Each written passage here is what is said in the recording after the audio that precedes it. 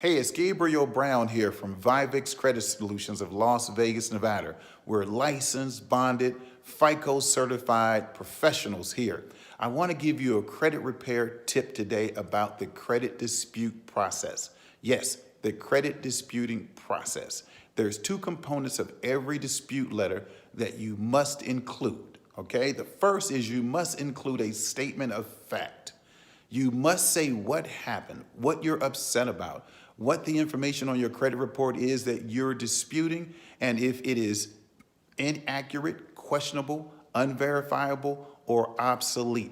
All right, so that's the statement of fact. That's a small, concise paragraph, but you must have that component in your dispute letter. Secondly, you must have a statement of intent. What do you intend to see happen after this dispute?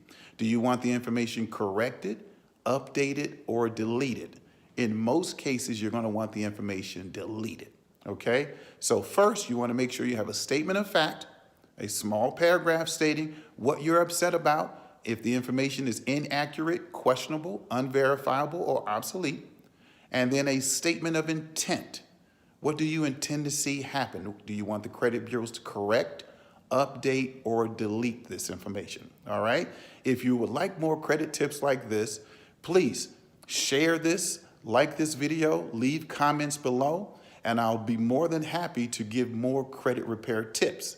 If you would like us to help you with credit repair services, we're a world-class credit repair company. Please feel free to give us a call at 702-434-4414. Let me say that again, 702-434-4414. Remember, like and share this video. I look forward to speaking with you and helping you become a credit-worthy citizen and a part of our 800 Credit Club. That's the 800 Credit Score Club. All right, look forward to seeing you.